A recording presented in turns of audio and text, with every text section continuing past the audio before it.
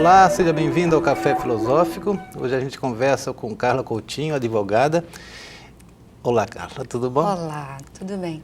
A ideia é conversar um pouco sobre a cannabis medicinal e o direito, né? Como é que é a situação hoje em dia, os casos que você acabou se enfrentando e conseguindo garantir certos direitos, né, de algumas pessoas que você defendeu.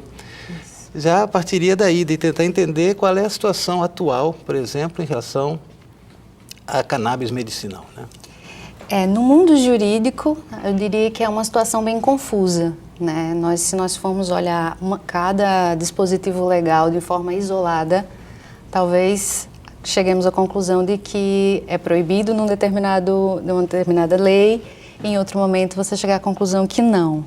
Então, o que nós conseguimos em juízo recentemente foi através da via do habeas corpus, um salvo-conduto para que uma pessoa, uma idosa, que tem um problema de Parkinson, seja assegurado a ela o direito de, ela em paz, sem a possibilidade de investigação pela polícia ou pelo Ministério Público, ela possa fazer o cultivo da planta, desse cultivo extrair e produzir o óleo para tratar a sua enfermidade, né? É claro que assim, é uma situação complexa, porque envolve uma planta que em tese é proscrita no Brasil. Sim. Mas, né, a própria lei de drogas, numa análise mais aprofundada, você vai ver que ela vai falar do tratamento a possibilidade do Estado, né, intervir para, como é que eu posso dizer? O Estado intervir para instrumentalizar o cultivo de uma planta para fins medicinais, né? Então, por partes, então. Primeiro, a cannabis medicinal, ela já mostrou ser benéfica em muitos casos, né? E já existe, inclusive, a indústria farmacêutica já vende que é extraído, o óleo que é extraído, né? Exatamente. E também eu, como cidadão, também posso importar tal óleo se eu conseguir comprovar essa necessidade. Sim. Existem duas vias. Existe o procedimento administrativo, é a pessoa enferma. Tudo começa com o médico, na verdade. Você precisa, na sua relação, na sua enfermidade, na sua relação com o médico, pensar na possibilidade de fazer um tratamento com o uso da planta, seja na forma de extrato, seja nas mais diversas formas, seja usando uma substância importada, enfim. Ter essa abertura com o médico e, a partir da prescrição médica, existem alguns caminhos. Um deles é procurar a Anvisa, e a Anvisa você vai solicitar a importação dessa substância, e aí existe um limitador, que é a Anvisa só autoriza a importação da substância isolada, né, vinda do exterior. E aí, nem sempre a família, o paciente, tem a possibilidade de arcar com os custos dessa importação. Você tem uma ideia do custo disso? É em torno de R$ 1.800, mas assim, depende da doença, da quantidade que ela vai precisar tomar, então tem várias variantes, exatamente. Mas é mais ou menos em torno disso. Mas isso o quê? Por mês? Por frasco. E aí, tem gente que usa só um frasco, tem paciente que usa mais que isso. Mas... E você está a par desses avanços sobre o uso da cannabis? Assim, porque no Brasil isso tem toda essa série de problemas, mas também há médicos que indicam isso, né? E há estudos também que são feitos. Sim, em nível internacional nós temos assim uma farta doutrina, né, tanto jurídica como médica, que fala das propriedades terapêuticas. Na verdade, a planta tem um uso medicinal que é milenar, né? Isso passa ao largo. Às vezes, nós temos uma cortina de preconceito muito grande, né? Eu mesma, inicialmente, precisei vencer vários bloqueios para entender que aquilo, na verdade, era uma falsa ilegalidade, quando você está falando do uso da cannabis para fins medicinais. Porque está em jogo aí o direito à saúde, à dignidade. Mas esse preconceito, ele não vem, talvez, não tanto do uso medicinal, mas de um uso recreativo, e não só da cannabis, mas de outras drogas? Assim, é esse preconceito que a gente está se enfrentando? Sim, acredito que... Mas aí o uso medicinal acaba entrando nesse bolo. E aí é preciso fazer essa diferenciação, isso é elementar. Eu não estou falando é um outro diálogo, uma outra discussão, se eu estou falando da cannabis para fins sociais, fins recreativos, que seja. É uma outra discussão, é uma outra pauta, mas para fins medicinais, terapêuticos, o que nós defendemos enquanto advogados e temos encontrado espaço no judiciário, né, de acolhimento desse posicionamento, de que não há uma ilegalidade, muito pelo contrário, você tem conflitos de direitos fundamentais muito fortes. Sim, né? sim, sim. E nesse jogo de direitos fundamentais, algo tem que prevalecer, e a saúde e a dignidade da pessoa, né? Tá, a situação no Brasil é bem clara, né? A lei de drogas proíbe qualquer plantio, cultivo, transporte, Sim. venda, Sim. tudo isso está proibido. E nos nossos países vizinhos isso não está, de certa forma já foi descriminalizado. Isso, principalmente o uso sem ser para fins econômicos, o uso próprio, o que está disposto no artigo 28 da Lei de Drogas, que eu posso para consumo pessoal da droga, né? Eu nem gosto de falar da maconha como droga, porque eu acredito que você limita a possibilidade do vegetal quando você chama de droga. Uma droga vai depender da dosagem, vai depender da pessoa que utilizou aquilo, da forma como foi utilizada. Em tese, é um grande remédio, né? E isso precisa ser dito várias vezes, por isso esse momento é tão importante. A gente está aqui num canal de comunicação falando sobre isso no ambiente acadêmico. Eu acho isso precisa ser dito mais vezes. Nós também achamos. Agora, por exemplo, na Argentina já a legislação é diferente, né? Na legislação argentina tem até um dispositivo muito interessante, porque ele fala assim, que se não há prejuízo, não há risco à saúde pública, a não ser para a própria pessoa que está consumindo a cannabis, isso não interessa ao Estado, isso interessa a Deus, né? Isso é uma expressão que foi colocada na legislação argentina, e eu acho que é uma perspectiva que ainda estamos atrás, é uma evolução da perspectiva em relação ao ordenamento brasileiro. Aí você tem a Holanda, que tem uma legislação que acolhe inclusive o uso social, tem o Uruguai, que recentemente, né? E outros países, o Canadá, também. Colômbia, exatamente. Cada ordenamento tem eu diria que estão à frente do Brasil, certamente, na questão da legislação. E os Estados Unidos também, no ano passado, os Estados Unidos reconhecem, né, o uso medicinal em alguns estados, lá tem uma diferenciação por estado, mas de uma forma geral reconhece. A perspectiva argentina é interessante, né? Porque o que a pessoa faz no ambiente privado interessa a Deus e não ao Estado, né? Eu acho. Tá, mas aqui no Brasil parece que não. Eu posso me embriagar, usar álcool dentro da minha casa ou até num lugar público. Isso. Se não provocar confusão, não tem problema nenhum. Então, qual é o problema com a cannabis, né? Pela legislação brasileira, o que está sendo protegido com isso é a saúde pública, né? Mas a doutrina mesmo ela já não engole mais esse discurso, porque ele porque aí você está entrando num campo de direitos humanos, de garantias individuais. Uma delas é que, por um lado, o Estado deve prover a saúde do indivíduo, né? Então, como é que uma pessoa que precisa ou que opta por essas terapias alternativas, não pode ter acesso ao remédio, não ser pagando R$1.800 por sei lá quanto. Ou seja, o Estado é omisso nesse caso. Totalmente, né? Essa é uma tese que nós sustentamos, é a omissão estatal. Isso gera, inclusive, por uma perspectiva, o direito de legítima defesa desse paciente. Eu preciso me defender dessa omissão lesiva que o Estado, né, me proporciona, justamente porque há uma omissão. A regulamentação, o Estado deveria, e há dentro do nosso ordenamento, dispositivos que falam que o Estado, o Poder Executivo, deve legislar e tomar providências quanto ao uso medicinal, e nada foi feito, né? A Anvisa tem, desde 2009, ela vem progredindo nesse sentido, porque é a agência que vai decidir, no fim das contas, no Brasil, o que é droga e o que não é, né? A legislação mesmo, ela é omissa, não há um rol taxativo. A legislação delega ao Executivo, que aí fica sob a incumbência da Anvisa, o que já começa esquisito, porque a Anvisa não tem representatividade, né? Então você desloca para o executivo a definição do que é e do que não é droga no Brasil. Mas mesmo assim, falando da cannabis, desde 2009 a gente tem tido progressos nesse sentido. Mas a Anvisa ainda resiste ao cultivo da planta in natura, o uso da planta in natura, né, de forma terapêutica. Ela trabalha com a situação de isolar a substância e a importação disso por produtos que são de outros estados. Mas, por exemplo, isso de isolar a substância significa poder importar esse remédio que traz essa substância, ou componente, um elemento Isso. da cannabis isolada.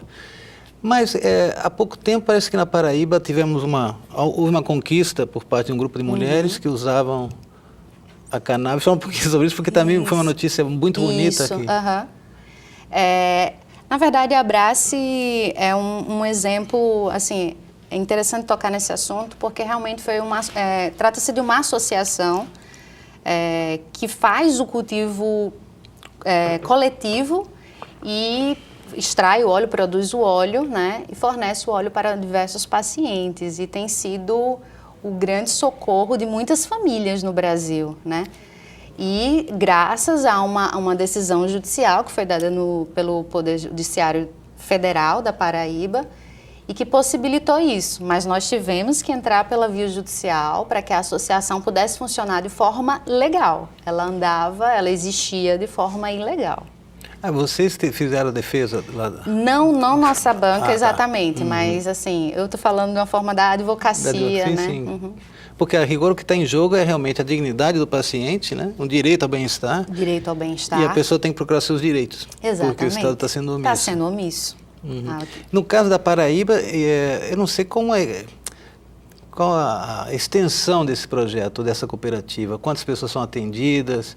Interessante essa pergunta. A decisão que foi proferida, que possibilitou que a Abrace pudesse produzir o óleo, fornecer o óleo, ela limitou a quantidade de pacientes que foram juntados no pedido que estavam sendo acolhidos pela associação. E aí essa lista só vem aumentando, porque as pessoas, quando souberam que a associação estava produzindo, que, né, não é uma notícia comum, muitas pessoas procuraram a associação, o que só mostra que muitas pessoas precisam. E aí, nessa ação da Abrace, nova lista é encaminhada de vez em quando com novos pacientes, né? À medida que a associação cresce e consegue atender a mais pessoas, o judiciário tem autorizado. Então, está sendo aos poucos, né? Uhum. No Estado, aqui no RN, tem alguma perspectiva? Há projetos nesse sentido, não? De cooperativa, associações? Nada no status, né, na situação da Paraíba, mas porque existem muitas pessoas precisando, né? Então, essas pessoas que precisam, vamos voltar a elas, né? Vamos. Você que conhece mais o tema, do que a gente está falando? Porque eu soube, por exemplo, que na Paraíba a questão era de muitas crianças com problemas neurológicos, com, não sei, convulsões e coisas desse tipo. As enfermidades são as mais diversas, mas principalmente aqui, na experiência que estamos tendo, tem muita gente idosa precisando. Você falou em Parkinson agora. Parkinson, Alzheimer, né? Várias doenças da terceira idade, né? Então, acho que assim, o forte aqui no estado tem sido as doenças que alcançam a terceira idade, os tratamentos auxiliares quando a pessoa tem câncer, as questões das dores crônicas, fibromialgia, né? Aí a gente vai entrar num campo assim, que eu não sou médica. O campo da dor propriamente também ela atua, O campo da né? dor, exatamente. Aí abre um leque muito, né? Porque a dor vai para várias especialidades médicas. Enquanto que em outros países isso já está legislado, judicializado, vamos dizer assim também, e lá as pessoas têm acesso a esse medicamento, né? Aqui, no entanto, parece que agora mesmo há um problema, quer dizer, a questão está no Supremo. Isso. E há uma discussão ali, há um pedido de vistas. Fala um pouquinho sobre isso. Existem, na verdade, duas ações que estão ocorrendo no Supremo. Um recurso extraordinário mas que tem uma repercussão geral, dada, né, a relevância da matéria e porque ela atinge diversos casos no Brasil. Existe uma ação direta de inconstitucionalidade que trata especificamente da inconstitucionalidade do famoso artigo 28 da Lei de Drogas, que vai falar do uso da droga para uso pessoal. A Lei das Drogas é qual? É a 11.343 de 2006. E aí fala do uso da droga? Para uso pessoal. Então, o que está em questão no Supremo é a questão da inconstitucionalidade do artigo 28. Porque justamente por diversos motivos, dentre eles a ausência de risco a qualquer outra pessoa que não a si mesmo. A si mesmo. E aí está com pedido de vista e não está pautado ainda, né? Houve uma mudança em razão da morte do ministro Theory e, salvo engano, está no gabinete do ministro Alexandre de Moraes, aguardando uma... Mas já há três votos já. Já. Luiz Roberto Barroso, Gilmar Mendes e o Edson Fachin já votaram a favor da inconstitucionalidade. Do artigo? Do artigo. Portanto, consideração, o que está em jogo é saber se a cannabis é droga, o consumo de drogas... Nessa ação direta de inconstitucionalidade não fala especificamente da cannabis. Todas as drogas para uso pessoal. Exatamente. Que isso teria que ser retirado Isso, exatamente. Tá. Isso não choca, por exemplo, com a Anvisa agora, porque a Anvisa também tirou esse rótulo da... O que a Anvisa fez foi colocar a cannabis ativa reconheceu-a como uma planta brasileira, né? Isso é um caminho para chegar ela já foi tirada, na verdade, da lista de substâncias proscritas no Brasil, mas ainda não está na lista de substâncias... As proscritas quais são, por exemplo?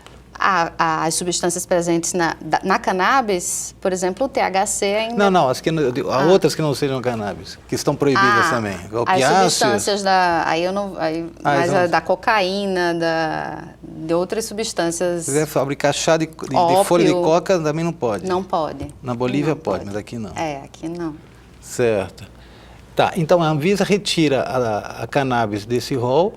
Mas ainda não colocou na lista das permitidas, está numa outra lista intermediária. E o que significa esse lugar intermédio aí? Significa que ela está sob observação, né? É muito engraçado. Está em observação. Planta reconhecida. Ela está caminhando para chegar a entrar numa lista de permitida. Certo. Outra coisa que também chama atenção é que o ano passado, no Congresso do Ministério Público, me parece, né? Uhum.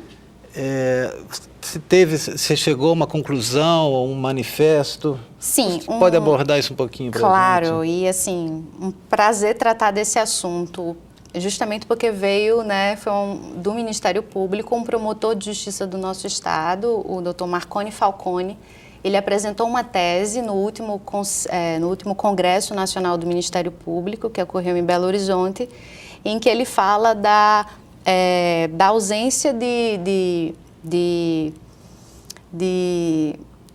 da ausência de antijuridicidade no uso da cannabis para fins medicinais. Ausência de antijuridicidade, porque você precisaria já é uma questão assim bem jurídica, jargão, né? Que vocês Exatamente. Usam. Não haveria, colocando de uma forma mais simples, não haveria ilegalidade no uso da maconha medicinal, desde que seja para fins medicinais. Não tipificaria um crime? Não estaria, exatamente. O fato típico, né, que como a gente costuma dizer, não estaria configurado. E aí ele vai falar justamente, ele sugere ainda ao final que os promotores de justiça, se deparando com situações dessa natureza, em que eles percebem que não há ali outra intenção senão o uso medicinal da planta, que eles arquivem os inquéritos que porventura existam, para que isso não seja colocado não entre dentro do contexto de drogas, né? Você vê, né? Na semana passada a gente soube, quando estava julgando o habeas corpus do Lula, que há pelo menos 300 mil presos no Brasil que ainda não foram a julgamento nem na primeira instância, né? Eu fico imaginando quantos desses não eram apenas jovens que estavam levando... Sim, e a população carcerária, em sua grande maioria, estão lá, são compostos por pessoas que tiveram algum problema com a lei de drogas. São jovens, são pessoas que poderiam estar fazendo outras coisas, estão, né, nessa situação. Eu acho lamentável. E por outro lado, se você tem dados também para pensar assim, nos países onde se descriminalizou ou se legislou sobre o uso da cannabis, já seja medicinal, já seja de uso social e recreativo, se de fato essa mudança na legislação acarretou numa diminuição de presos, por exemplo, se houve realmente um impacto. Sim, e é curioso que, inclusive, por exemplo, em países em que houve a legalização, como Uruguai e Portugal, por exemplo, você teve a diminuição do consumo, o que, né, foi inusitado no primeiro momento, e você teve uma grande diminuição de problemas judiciais e de pessoas presas por essa questão. Por outro lado, também tem um problema que é uma bandeira que se defende, mas que eu não tenho muita certeza também, que é essa ideia do autocultivo, né? Porque às vezes a pessoa não tem espaço, mora num apartamento, não tem mão para jardinagem, né? E depois, para fazer todo aquele processo, se demanda uma série de plantas, você falou em 6 pelo menos, né? Então, quer dizer, o autocultivo só não parece resolver o problema, né? Não é todo mundo que vai saber fazer o cultivo e assim, cada enfermidade exige propriedades diferentes da planta. Então você tem que ter às vezes uma semente específica para que ela desenvolva substâncias que vão beneficiar determinada enfermidade. Então tem muito da relação do cultivador com a planta, se ele é o paciente também, né? Isso tem uma implicação no resultado dessa terapia. Na própria planta. Na própria planta, né? Mas tem gente que não vai ter essa. Às vezes é uma pessoa que está muito doente, ela não sequer tem condições. Por exemplo, quem tem crises convulsivas ou é uma pequena criança ainda. Então, a ideia do cultivo, da associação para o cultivo coletivo é interessante porque pega pessoas que têm essa mão boa para o plantio, né? E consegue desenvolver um trabalho interessante e destinado à saúde daquelas pessoas. Então, o autocultivo não resolve esse problema mesmo, né? Ele demandaria do Estado a possibilidade de associações ou... É que eu estou achando que isso parece livrar o Estado. Parece que essa omissão que até hoje vivemos do Estado... Sim. Então tá, agora vocês se virem aí e plantem. Quando eu penso que, na verdade, o Estado devia contribuir decisivamente nisso. Eu acho que é uma perspectiva interessante. Por exemplo, inclusive no habeas corpus que nós conseguimos aqui no Estado, nós tivemos a felicidade de requerer e ter deferido que o cultivo feito na casa dos pacientes, uma amostra desse cultivo é enviado para a Universidade Federal do Rio Grande do Norte para que isso seja estudado. Então aí você vê uma situação, uma coisa alimentando a outra, porque quanto mais estudos tiverem, mais pessoas aprendendo a cultivar a planta, né? A gente vai criando uma nova cultura, talvez. E pensando assim, a partir desse habeas corpus que vocês conseguiram, vocês alegavam um estado de necessidade do paciente de ter acesso a esse remédio, esse medicamento e tal. Claro, esse habeas corpus serve como jurisprudência para... Você tem uma ideia de um universo, de quantas pessoas poderiam se amparar? Não foi um habeas corpus coletivo. A decisão só vai beneficiar a paciente em específico, mas é um precedente muito importante. E pelo Brasil a gente tem várias outras decisões também nesse sentido. Reforça a ideia, né? Até que o Supremo decida e tenha efeitos para todo o Brasil, realmente vai ser um resultado pontual. No fim, quer dizer, o que está em jogo aqui não é só o uso de liberdade, assim, do direito à liberdade de fazer uso de drogas, que pode ser colocado, mas é algo mais... não sei se é mais ou é menos, mas é fato que também há um outro direito que está em jogo, que é esse direito à dignidade, direito à saúde, enfim. Exatamente. De optar por alternativas terapêuticas, né? Com certeza. Então, a sua perspectiva de mudança na legislação, a partir desse habeas corpus, com certa jurisprudência na Paraíba, aqui também no Estado já teve algum ganho de causa, assim? Sim, o habeas corpus que conseguimos foi daqui, aqui. Né? Certo. Então, a primeira decisão no Estado foi essa, né? Mas ela se espelha em outras decisões no Brasil, né? E é um reforço dessa caminhada que eu acho que é muito mais de vencer o preconceito, porque em tese é simples, existe uma planta, uma pessoa doente e uma pode ajudar a outra. E, né, mas aí nesse meio de campo existe todo um sistema jurídico que precisa ser analisado de forma sistemática, isso é muito importante. E que os médicos, a maioria deles, vençam essa barreira, né? Existem muitos estudos pelo mundo inteiro falando das propriedades terapêuticas e às vezes a gente encontra pacientes que têm dificuldade de dialogar com o médico a respeito da possibilidade de uso no seu tratamento. Em função do preconceito também, né? Também. Agora, também. no Estado tem já alguma tradição da Marcha da Maconha, né, que vem acontecendo, não sei se todo ano. Esse pessoal, não sei se também está amparado, se você conhece esse povo, se há ONGs trabalhando em função dessa... diminuir um pouco o preconceito, esclarecer, trazer a verdade dos fatos, né? Eu não tenho muito contato próximo com o pessoal da Marcha, mas assim, acompanho de redes sociais. Realmente não sei informar Sim. em que pé está, mas eu acho assim, o ponto principal da marcha é para o uso social, o uso recreativo, né? Eu acho que a bandeira maior da marcha é o uso social.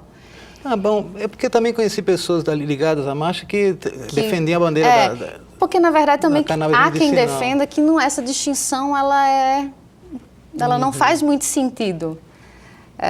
O uso da planta, se é para fins terapêuticos. Na verdade, existe inclusive uma definição da Organização Nacional de Saúde que define saúde de uma forma muito ampla, o seu bem-estar, né?